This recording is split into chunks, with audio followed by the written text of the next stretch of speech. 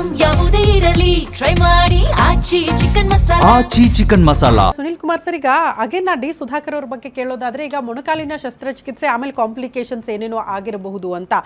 Anyway ಅವ್ರಿಗೆ ಅಂದ್ರೆ ಶ್ವಾಸಕೋಶದ ಸೋಂಕು ಕಾಣಿಸ್ಕೊಳ್ಳುತ್ತೆ, ಇಮಿಡಿಯೇಟ್ ಆಗಿ ಏನು ಟ್ರೀಟ್ಮೆಂಟ್ ಮಾಡೋಣ ಅಂದ ತಕ್ಷಣ ಅವರು ಕೋಮಾ ಸ್ಥಿತಿಯನ್ನು ತಲುಪ್ತಾರೆ ಅಂತ. ರಘುಮೂರ್ತಿ ಅವ್ರು ಹೇಳೋ ಪ್ರಕಾರ ಶಾಸಕರು ಅವ್ರಿಗೆ ಲಿವರ್ ಸಮಸ್ಯೆ ಕೂಡ ಶುರು ಆಗ್ಬಿಡ್ತು, ಲಿವರ್ ಕ್ಯಾನ್ಸಲ್ ಅಂದ್ರೆ ಕೆಲಸನೇ ಮಾಡಲಿಲ್ಲ, ನಿಂತು ಹೋಗ್ಬಿಡ್ತು, ಅದರಿಂದ ಅವ್ರ ಡೆತ್ ಆಯ್ತು. ಆಕೇನು ಅವ್ರಿಗೆ ಹಾರ್ಟ್ ಸರ್ಜರಿ ಕೂಡ ಆಗಿತ್ತು ಅನ್ನೋಂಥ ಆತಂಕಕಾರಿ ವಿಚಾರ ಪ್ರಸ್ತಾಪ ಮಾಡಿದ್ರು ಅವರು. ಸೊ ಮೋಸ್ಟ್ಲಿ ಇಲ್ಲಿ ತುಂಬಾ ಸಮಸ್ಯೆಗಳು ಒಗ್ಗೂಡಿದೆ ಅಂತ ಅನಿಸ್ತಾ ಇದೆ ನನಗೆ. ಕಾರಣ ಏನಂದ್ರೆ ಮಲ್ಟಿ ಆರ್ಗನ್ ಫೇಲ್ಯೂರು. ಒಂದು ಲಂಗ್ಸ್ಗೆ ಎಫೆಕ್ಟ್ ಆಗಿರೋದ್ರಿಂದ ಯಾವುದಕ್ಕೆ ಹಾರ್ಟ್ಗೆ ಪ್ರಾಬ್ಲಮ್ ಆಯಿತು, ಕಿಡ್ನಿಗೆ ಮಲ್ಟಿ ಆರ್ಗನ್ ಫೇಲ್ಯೂರ್ ಆಗಿ ಶುರು ಆಯಿತು. ಅದಾದ ತಕ್ಷಣನೇ ಲಂಗ್ ಟ್ರಾನ್ಸ್ಪ್ಲಾಂಟ್ಗೆ ಎಲ್ಲ ಪ್ಲಾನ್ ಮಾಡಿ ಎಲ್ಲ ರೆಡಿ ಇಟ್ಕೊಂಡಿದ್ರು ಅವ್ರಿಗೆ ಏನು ಮಾಡೋಕ್ಕಾಗಲಿಲ್ಲ. ಮತ್ತೆ ಎಲ್ಲೆಲ್ಲಿಂದ ಎಕ್ಸ್ಪರ್ಟ್ಸ್ ಬೇರೆ ಬಂದಿದ್ರಂತೆ, ಡೆಲ್ಲಿಯಿಂದ ಬಂದಿದ್ರು. ಬಟ್ ಏನಂದ್ರೆ ಇಲ್ಲಿ ಎಲ್ಲ ದುಡ್ಡಿದ್ದು ಎಲ್ಲ ಇದು ಬಿಕಾಸ್ ಅವ್ರ ಇಮ್ಯುನೋ ಸಿಸ್ಟಮ್, ಅವ್ರು ಎಷ್ಟೇ ಕೋಟ್ಯಾಧೀಶ ಆಗಿದ್ರು ಅವ್ರ ಆರೋಗ್ಯ, ಅವ್ರ ಇಮ್ಯುನಿಟಿ ಪವರ್ ಅನ್ನೋಂಥದ್ದು ಇಲ್ಲದೆ ಇರುವಾಗ ಯಾವ ಡಾಕ್ಟರ್ ಬಂದ್ರು ಏನ್ ಮಾಡಕ್ ಸಾಧ್ಯ ಆಗುತ್ತೆ, ಎಷ್ಟು ಮಾಡಕ್ ಸಾಧ್ಯ ಆಗುತ್ತೋ ಡಾಕ್ಟರ್ ಅಷ್ಟು ಕೆಲಸನ ಮಾಡಕ್ ಸಾಧ್ಯ ಆಗುತ್ತೆ. ಅವ್ನ ಫಿಸಿಕಲ್ ಇಮ್ಯುನಿಟಿ ದುಡ್ಡಿಂದ ಏನಂಗೆ ಕಂಡ್ಕೊಳಕ್ಕಾಗಲ್ಲ. ನಮ್ಮ ಆರೋಗ್ಯ ಕಂಡ್ಕೊಳಕ್ಕಾಗಿದ್ರೆ ಈಗ ಸುಧಾಕರ್ ಅವ್ರ ಆರೋಗ್ಯನ ಕೋಟಿ ಸುರಿದಾದ್ರೂ ನಾವು ಉಳಿಸ್ಕೋಬೇಕಾದಿತ್ತು. ಆದ್ರೆ ದುರಾದೃಷ್ಟ ಏನಂದ್ರೆ ನಮ್ಮ ಆರೋಗ್ಯನ ಒತ್ತೆ ಇಟ್ಟು ಈ ಸಮಾಜದಲ್ಲಿ ಏನಾಗುತ್ತೆ, ಆ ಮನುಷ್ಯನಿಗೆ ಒಂಥರ ಇದೊಂದು ಮೇನಿಯಾ ಥರ, ಒಬ್ಬ ರಾಜಕೀಯ ಆಗಿರಲಿ ಅಥವಾ ಫಿಲ್ಮೇ ಆಗಿರಲಿ ಇನ್ಯಾವುದಾಗಿರಲಿ ತಂದೆ ಭ್ರಮಾಲೋಕದಲ್ಲಿ ತೇಲ್ತಾ ಇರ್ತಾನೆ, ಎಲ್ಲಿ ಹೋಗ್ತಾ ಇದ್ದಾನೆ ಅಂತ ಅವನಿಗೆ ಗೊತ್ತಿರಲ್ಲ.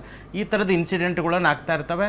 ಇದೊಂಥರ VIP ಸಿಂಡ್ರೋಮ್. ಇದು ಭಾಳಷ್ಟು ಜನಕ್ಕೆ VIP ಈ ಥರದ್ದು ಆಗ್ತಾನೆ ಇದೆ. ಅವ್ರು ಕೇರೆ ಮಾಡೋದಿಲ್ಲ, ಅವ್ರ ಹೆಲ್ತ್ ಬಗ್ಗೆ ಆಗಿರಲಿ ಅಥವಾ ತಮ್ಮ ಮಾನಸಿಕ ಸ್ಥಿತಿ ಅಥವಾ ಸೈಕಾಲಜಿಕಲ್ ಥಿಂಗ್ಸು ಅಥವಾ ಪ್ರೆಷರು, ಅವ್ರ ಬಗ್ಗೆ ಅವ್ರ ಗಮನ ಕೊಡೋದಿರೋದಕ್ಕೆ ಒಂದು ನೆಗ್ಲಿಜೆನ್ಸಿನೇ ಅಂತ ಅನ್ಕೋಬೇಕು. ಮೆಡಿಕಲ್ ನೆಗ್ಲಿಜೆನ್ಸಿ ಅಲ್ಲ, it's a negligence of the person ಅಂತ.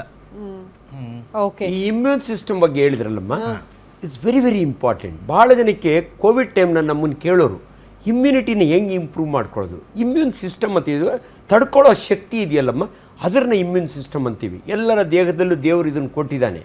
ಲಿಂಫ್ ನೋಡ್ಸ್ ಅಂತೀವಿ ನಾವು, ಲಿವರು, ಸ್ಪ್ಲೀನು, ಇವೆಲ್ಲ ಸೋಲ್ಜರ್ಸ್ ಇರ್ತಾವೆ ನಮ್ಮ ದೇಹದಲ್ಲಿ. ಬೋನ್ ಮ್ಯಾರೋ ಒಳಗೆ ಸೋಲ್ಜರ್ಸ್ ಉತ್ಪತ್ತಿ ಆಗಿದೆ. ಇವೆಲ್ಲ ಚೆನ್ನಾಗಿರಬೇಕು ಅಂದರೆ ನಿಮಗೆ ಕೆಟ್ಟ ಹ್ಯಾಬಿಟ್ ಇರಬಾರ್ದು. ಜನಸಾಮಾನ್ಯರು ದಯವಿಟ್ಟು ತಿಳ್ಕೊಳ್ಳಿ, ನೀವು ಆರೋಗ್ಯವಾಗಿರಬೇಕು ಅಂದರೆ ಸ್ಮೋಕ್ ಮಾಡಬೇಡಿ, ಆಲ್ಕೋಹಾಲ್ ತೊಗೋಬೇಡಿ, ಅನ್ನೆಸರಿ ಫ್ಯಾಟಿ ಫುಡ್ನ ಎಲ್ಲಂದ್ರಲ್ಲೇ ಹೋಗಿ ತಿನ್ನಬೇಡಿ. ಸೊ ಫುಡ್, ಊಟ ಬಲ್ಲವನಿಗೆ ರೋಗವಿಲ್ಲ. ದೊಡ್ಡವರು ತುಂಬ ಚೆನ್ನಾಗಿ ಹೇಳಿದ್ದಾರೆ. ಸೊಪ್ಪು ತರಕಾರಿಗಳನ್ನ ಜಾಸ್ತಿ, ದಿನಕ್ಕೊಂದು ಹಣ್ಣು ಅಮ್ಮ, ಸಿಂಪಲ್ ಹಣ್ಣು, ದಿನ ಒಂದು ಚೇಪೆ ಹಣ್ಣು ತಿನ್ನಲಿ, ಸಚ್ ಎ ವಂಡರ್ಫುಲ್ ಫ್ರೂಟ್. ದ್ವಾರ ಇರೋ ಪರಂಗಿ ಹಣ್ಣು ತಿನ್ನಲಿ. ಇವ್ರೇನು ಭಾಳ ರಿಚ್ ಪ್ರೋಟೀನ್ಸು ಇವತ್ತೆಲ್ಲ ಮಾರ್ಕೆಟಿಂಗ್ ಮಾಡಿ ಟೋಪಿ ಹಾಕ್ತಾರಲ್ಲ, ಅವೇನು ತಿನ್ನೋದು ಬೇಕಿಲ್ಲ. Naturally seasonal fruits. ನೀರು ಕುಡಿಯಲ್ಲಮ್ಮ ಎಷ್ಟೋ ಜನ. Why their body is not good ಅಂದರೆ ಸಾಕಷ್ಟು ನೀರು ಕುಡಿಬೇಕು. ಎಷ್ಟೋ ಜನ ಅಯ್ಯೋ ನಮ್ಮ ಚಿಕ್ಕಮ್ಮ ನೀರೇ ಕುಡಿಯಲ್ಲ ಡಾಕ್ಟ್ರೆ, ದಿನಕ್ಕೆ 800 ml 4 ಗ್ಲಾಸ್ ಕುಡಿತಾಳೆ, ಉಂಡ 1 ಗ್ಲಾಸ್ ಇಲ್ಲ. ದಯವಿಟ್ಟು ತಿಳ್ಕೊಳ್ಳಿ, ನಿಮ್ಮ ಆರೋಗ್ಯ ಚೆನ್ನಾಗಿರಬೇಕು ಅಂದರೆ ನೋಡಿ, ಊಟ ಬಲ್ಲವನಿಗೆ ಅಂತಂದಾಗೆ ಜನ ಅನ್ಕೊತಾರೆ ಮುದ್ದೆ ಉಣ್ಣೋದು ಚಪಾತಿ ತಿನ್ನೋದು ಇಷ್ಟೇ ಅಲ್ಲಮ್ಮ. ನನ್ನ ಸೈನ್ಸ್ ಪ್ರಕಾರ ವೆರಿ ಸಿಂಪಲ್, ಕಾರ್ಬೋಹೈಡ್ರೇಟ್ಸು ಅದು ಭಾಳ ಇಂಪಾರ್ಟೆಂಟು. ನಾನು ಬೆಳಗ್ಗೆ ಎದ್ದು ಚೆನ್ನಾಗಿರಬೇಕು ಅಂದರೆ ಚೆನ್ನಾಗಿರೋ ಟಿಫನ್ ಮಾಡಬೇಕು. ಅಂದರೆ ಈಗ ಈಟ್ ಲೈಕ್ ಎ ಕಿಂಗ್ ಅಂತೀವಿ ನಾವು. ಸೊ ಅದಾದಮೇಲೆ ಕಾರ್ಬೋಹೈಡ್ರೇಟ್ಸ್ ಎಲ್ಲ ಇದರೊಳಗೆ ಸಿಗುತ್ತೆ. ಎರಡೇ ಪ್ರೋಟೀನ್ಸ್ ಭಾಳ ದಿನ. ನಾನು ದಯವಿಟ್ಟು ಹೇಳ್ತೀನಿ ಜನಗಳಿಗೆ, ದಿನಕ್ಕೊಂದು ಬೇಯಿಸಿದ ಮೊಟ್ಟೆ ತಿನ್ನಿ, ನಿಮ್ಮ ಇಮ್ಯುನಿಟಿ ಚೆನ್ನಾಗಾಗಿದ್ರೆ ನಾನು ಕೇಳಿ. Very important proteins. ನೀವು ಇದು ದವಸ ಧಾನ್ಯಗಳನ್ನ ತಿಂತೀವಿ, ಸೋಯಾಬೀನ್ ತಿಂತೀವಿ, ಅವರೇದು ಕಾಳು ತಿಂತೀವಿ, ಫೈನ್. ಮೂರನೇದು ಫ್ಯಾಟ್ ಅಮ್ಮ. ತುಂಬ ಜನ ತಪ್ಪು ಹೇಳ್ತಾರೆ, ತುಂಬ ಫ್ಯಾಟ್ ಈಸ್ ಆಲ್ಸೋ ಇಂಪಾರ್ಟೆಂಟ್. ತುಪ್ಪ ತಿನ್ನಿರಿ, ಬೇಡ ಅನ್ನಲ್ಲ. ಇನ್ನೆರಡನ್ನ ದಯವಿಟ್ಟು ಜನಗಳಿಗೆ ಅರ್ಥ ಹಂಗೆ ಹೇಳ್ತೀನಿ. ನಾನು I am a surgical gastroenterologist. Fibre and water. ತುಂಬ ಜನ ಫೈಬರ್ ಬಗ್ಗೆ ಗಮನ ಕೊಡಲ್ಲ. ಫೈಬರ್ ಎಲ್ಲಿರುತ್ತೆ ಅಂದರೆ ಸೊಪ್ಪು ತರಕಾರಿಗಳಲ್ಲಿ, ಹಣ್ಣುಗಳಲ್ಲಿ ಇರುತ್ತೆ. And water very very important. Kidney failure ಆದವ್ರಿಗೆ ಮಾತ್ರ 900 ml ಜಾಸ್ತಿ ಕುಡಿಬೇಡ ಅಂತಾರೆ ನೆಫ್ರಾಲಜಿಸ್ಟು. ಹಾರ್ಟ್ ಎನ್ಲಾರ್ಜ್ ಆದಾಗ ಬೇಡ ಅಂತಾರೆ. ಅದೆರಡು ಕಂಡೀಷನ್ ಬಿಟ್ಟರೆ ನಿಮ್ಗೆ ಎಷ್ಟು ನೀರು ಕುಡಿಯೋಕ್ಕೆ ಸಾಧ್ಯವೋ ಅಷ್ಟು ನೀರು ಕುಡೀರಿ. ವಾಟರ್ ಈಸ್ ಫುಡ್ ಅಂತ ತಿಳ್ಕೊಳ್ಳಿ. ಆ್ಯಂಡ್ ದಯವಿಟ್ಟು ಇವತ್ತು ಸೋಷಿಯಲ್ ಮೀಡಿಯಾ ಒಳಗೆ ತಪ್ಪು ಮಾಹಿತಿ ಬರುತ್ತೆ. ಊಟದ ಮಧ್ಯೆ ನೀರು ಕುಡಿಬೇಡ, ಊಟ ಮೊದಲು ನೀರು ಕುಡಿಬೇಡ, ಊಟ 45 ನಿಮಿಷ ಆದಮೇಲೆ ನೀರು ಕುಡಿಬೇಡಮ್ಮ. ಏನಾಗ್ಬಿಟ್ಟಿದೆ ಗೊತ್ತಮ್ಮ, ವಿ ಆರ್ ಕ್ವಾಲಿಫೈಡ್ ಪೀಪಲ್ಸ್ ಮಾತಾಡ್ತಿದ್ವಿ. ಮೊನ್ನೆ ಯಾರೊಬ್ಬರು ಸ್ವಾಮೀಜಿ ಹೇಳ್ತಾರೆ, ಉಂಡ ಮೇಲೆ ಬಾಳೆಹಣ್ಣು ತಿನ್ನಬೇಡಿ, ಬಾಳೆಹಣ್ಣು ಕೇಳುತ್ತಂತೆ ಜಾಗ, ಅವ್ರ ಭಾಷೆಯಲ್ಲೇ ಹೇಳ್ತೀನಿ, ಜಾಗ ಬಿಡಿ ಅಂತಂತೆ. ಮೊದಲು ತಿಂದಿರೋ ಬಿರಿಯಾನಿ ಅವೆಲ್ಲ ಜಾಗನೇ ಬಿಡಲ್ವಂತೆ. ಇದು ಅಲ್ಲಿ ಕೊಳ್ತೋಗ್ಬಿಟ್ಟು ಅವ್ರಿಗೆ ಪೈಲ್ಸ್ ಬಂದ್ಬಿಡುತ್ತಂತೆ. Oh my God. ಏನ್ರಿ ಹಿಂಗೆ ಮಾತಾಡ್ಬಿಟ್ರೆ ಇವತ್ತು ನಾವು ವೈದ್ಯರು ಎಲ್ಲಿ ಹೋಗ್ಬೇಕು? ನಾವು ಒಬ್ಬ ಸ್ವಾಮಿ ಚಪ್ಪಾಳೆ ಹೊಡಿತಾರೆ ಅದಕ್ಕೇನೆ. ಸ್ವಾಮೀಜಿ ಹೇಳಿದ್ರು ಅದು ಡಾಕ್ಟ್ರಿಗೆ ಖುಷಿ ಆಗ್ಬಿಡುತ್ತಂತೆ, ಯಾಕಂದ್ರೆ ಅವ್ನಿಗೆ ಪೈಲ್ಸ್ ಬಂದರೆ ನನಗೆ ಗಿರಾಕಿ ಸಿಗ್ದಂಗೆ. ಹಿಂಗೆ ಮಾತಾಡ್ತಾರ್ರಿ, ತಪ್ಪಿದು. ಎಲ್ಲೋ ಒಂದು ಕಡೆ ವಿದ್ಯೆಗೆ ಮಹತ್ವ ಇರುತ್ತೆ, ಗೌರವ ಇರುತ್ತೆ. ಅದು ಇಮ್ಯುನಿಟಿ ಮಾತ್ರ ಪ್ರಾಬಬಲಿ ಗೊತ್ತಿಲ್ಲಮ್ಮ. ರಾಜಕೀಯದವ್ರದ್ದು ಒಂದು ಕಷ್ಟ ಏನಂದರೆ ಟೈಮ್ ಸರಿಯಾಗಿ ಉಣ್ಣಲ್ಲ ಅವರು, ಸಾಕಷ್ಟು ಬ್ಯುಸಿ ಇರ್ತಾರೆ. ಹಿಂದೆ ಒಬ್ಬರು ಹೆಲ್ತ್ ಮಿನಿಸ್ಟ್ರು, ಈ ವಾಸ್ ಎ ಡಾಕ್ಟರ್, ಸತ್ತೋಗ್ತಾರೆ ಬೆಂಗಳೂರಿನಲ್ಲಿ. ಹೆಂಗೆ ಸತ್ತೋಗ್ತಾರೆ? ಇನ್ಸುಲಿನ್ ಹಾಕೊಂಬಂದಿರ್ತಾರೆ, ಲೋ ಶುಗರ್ಗೆ ಹೋಗ್ತಾರೆ, ಕರೆಕ್ಟಾಗಿ ನೋಡ್ಕೊಳ್ಳಲ್ಲ. ಈ ಡೈಡ್ ಇನ್ ಬೆಂಗಳೂರು ಓನ್ಲಿ. PB ಆಚಾರ್ಯ ಸಾಹೇಬರು, ಈ ವಾಸ್ ಎನ್ MBBS ಡಾಕ್ಟರ್.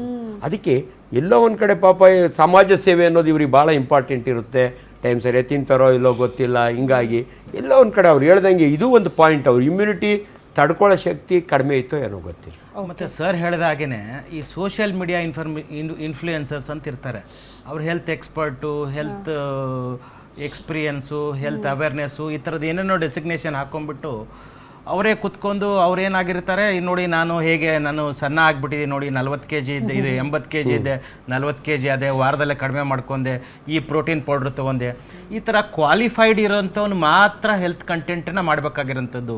ಚೈನಾದಲ್ಲಿ ಮಾಡಿರೋಂಥದ್ದು ಲಾ ಕಂಟೆಂಟ್ನ ಲಾಯರೇ ಮಾಡಬೇಕಾಗಿರೋಂಥದ್ದು, ಅಥವಾ ಅಡ್ವೊಕೇಟನೇ ಅದನ್ನ ಬಗ್ಗೆ ಮಾತ್ರ ಗಮನ ಕೊಡ್ಬೇಕಾರೆ ಅಥವಾ ಅವೇರ್ನೆಸ್ ಮಾಡಬೇಕಂಥದ್ದು. ಹೆಲ್ತ್ ಎಜುಕೇಷನ್ ಕಂಟೆಂಟ್ಸನ್ನು ಕ್ವಾಲಿಫೈಡ್ ಆಗಿ ಪ್ರೊಫೆಷ್ನಲಿ ಎಕ್ಸ್ಪೀರಿಯನ್ಸ್ ಇರೋ ಡಾಕ್ಟರ್ಸ್ ಮಾತ್ರ ಹೆಲ್ತ್ ಕಂಟೆಂಟ್ನ ಮಾಡಬೇಕಾಗಿರೋಂಥದ್ದು. ಇವಾಗ ಏನಾಗಿದೆ, ನೋಡೋಕೆ ಚೆನ್ನಾಗಿರ್ತಾರೆ, ಮತ್ತು ಚೆನ್ನಾಗಿ ಇವ್ರು ಹೇಳಿದಾಗ ಆವಾಗಲೇ ಹೇಳಿದ್ರಲ್ಲ, ಯಾವುದೋ ಸ್ವಾಮಿ ಇದು ಬಾಳೆ ಅಂತೀನಿ, ಇದು ಹೀಗಾಗುತ್ತೆ, ಇಲ್ಲದಿದ್ದರೆ ಡಾಕ್ಟ್ರ್ ಹತ್ರ ಹೋಗ್ಬಿಟ್ಟು ದುಡ್ಡು ಕೊಡಬೇಕಾಗುತ್ತೆ ನಿಮಗೆ, ಮತ್ತು ಪೈಲ್ಸ್ ಆಪ್ರೇಷನ್ಗೆ, ಈ ಥರದನ್ನು ಮಿಸ್ಇನ್ಫಾರ್ಮೇಷನ್ ಕೊಡೋದು ಇದೆಯಲ್ಲ, ಅದು ಕ್ರಿಮಿನಲ್ ಅಫೆನ್ಸ್ ಅದು.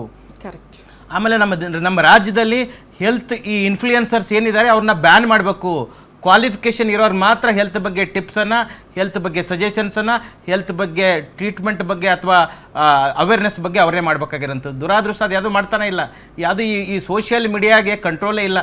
ಯಾವನು ಏನು ಬೇಕಾದ ಕಂಟೆಂಟ್ನ ಮಾಡ್ತಾರೆ. ನಾನು ಕ್ಯಾನ್ಸರ್ ಬಗ್ಗೆ ಯಾಕೆ ಹೇಳ್ತಾ ಇದ್ದೀನಿ ಅಂದರೆ, ಕ್ಯಾನ್ಸರ್ ಬಗ್ಗೆ ಅಂತೂ ತುಂಬ ಮೋಸ ಅಂದರೆ ಅನ್ಬಿಲೀವೇಬಲ್ ಮೋಸ.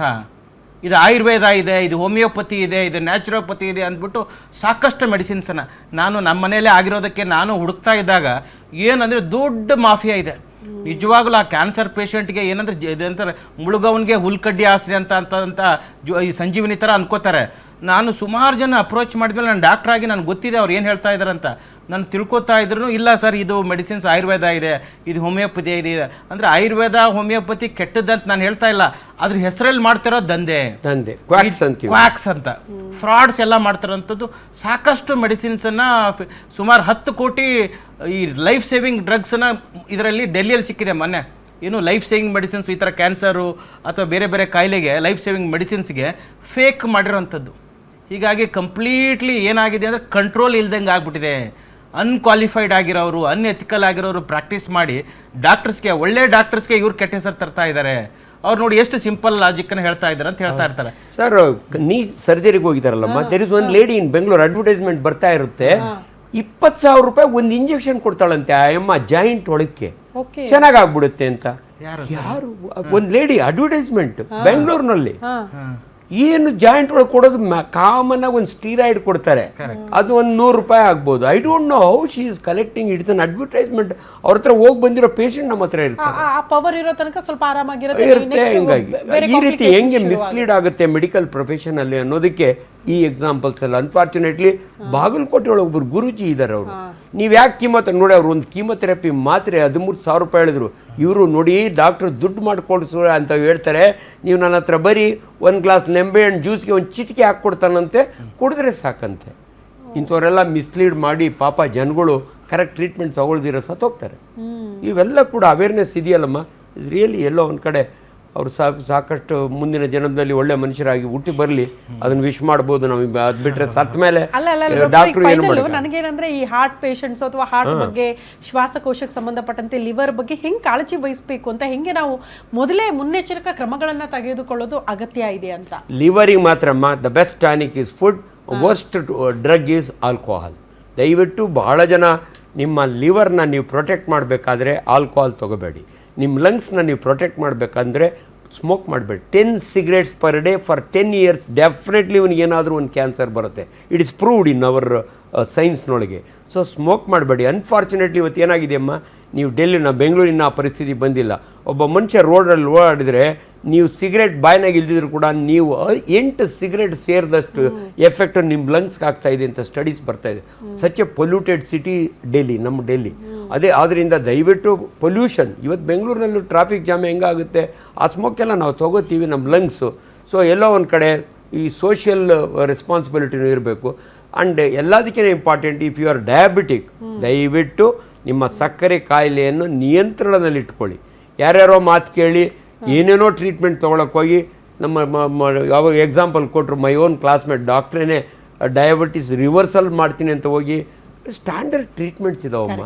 ಸೊ ಅದರಿಂದ ದಯವಿಟ್ಟು ಮನುಷ್ಯನ ಆರೋಗ್ಯ ಚೆನ್ನಾಗಿರಬೇಕು ಅಂದರೆ ಇಂಡಿವಿಜುವಲ್ ರೆಸ್ಪಾನ್ಸ್, ನನ್ನ ಆರೋಗ್ಯ ನನ್ನ ಕೈನಲ್ಲಿರುತ್ತೆ.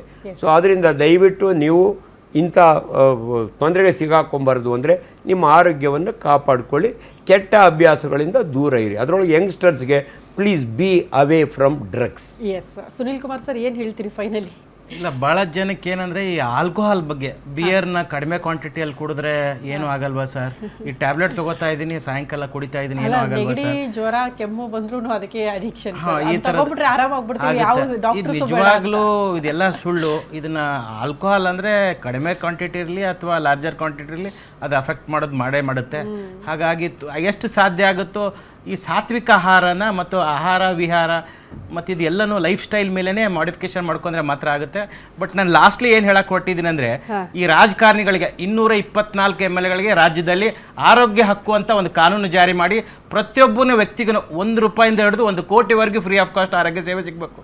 ಇದು ಯಾವುದೋ MLAಗೋ MP ಗೋ ಪುಡಾರಿಗೋ ಸಿಕ್ಬಿಟ್ರೆ ಆಗಲ್ಲ, ಜನಸಾಮಾನ್ಯರಿಗೆ ಸಿಗಬೇಕು ಅನ್ನೋದು ನನ್ನ ಆಗ್ರಹ. ಎಸ್, ಇಷ್ಟೊತ್ತು ನಮ್ಮ ಜೊತೆಗಿದ್ದು ಸಾಕಷ್ಟು ವಿಚಾರಗಳ ಬಗ್ಗೆ ತಿಳಿಸ್ಕೊಟ್ಟಿದ್ದೀರಾ. ಧನ್ಯವಾದಗಳು ಇಬ್ಬರಿಗೂ ಕೂಡ. ಎನಿವೇ, ಡಿ ಸುಧಾಕರ್ ಅವರ ಆರೋಗ್ಯ ಏನಾಗಿತ್ತು, ಏನು ಕಾಂಪ್ಲಿಕೇಶನ್ಸ್ ಆಗಿತ್ತು, ಯಾಕೆ ಅವರು ಸಾವಾಯಿತು ಅನ್ನೋದ್ರ ಬಗ್ಗೆ ಇವತ್ತು ಚರ್ಚೆ ಮಾಡ್ತಾ ಇದ್ವಿ. ಅದ್ರ ಜೊತೆಗೆ ನಿಮ್ಮ ಆರೋಗ್ಯದ ಬಗ್ಗೆ ಕಾಳಜಿ ಇರಲಿ. ಈ ಡ್ರಗ್ಸು ಅಥವಾ ಈ ಮದ್ಯಪಾನ, ಧೂಮಪಾನ ಇದೆಲ್ಲವೂ ಕೂಡ ಯಾವತ್ತಿದ್ರೂ ಕೂಡ ಆರೋಗ್ಯಕ್ಕೆ ಹಾನಿಕಾರ. ಅದರಿಂದ ಸ್ವಲ್ಪ ದೂರ ಇಟ್ಟು ಒಳ್ಳೆ ರೀತಿಯಲ್ಲಿ ಆಹಾರ ಪದ್ಧತಿಯನ್ನು ಅಳವಡಿಸ್ಕೊಂಡ್ರೆ, ಒಳ್ಳೆ ಜೀವನ ಶೈಲಿಯನ್ನು ಅಳವಡಿಸ್ಕೊಂಡ್ರೆ ಯಾವುದೇ ರೀತಿಯ ಸಮಸ್ಯೆ ಬರಲ್ಲ. ಆತಂಕ ಪಡಬೇಡಿ ಅಂತ ಡಾಕ್ಟರ್ಸ್ ಹೇಳ್ತಾ ಇರೋದು.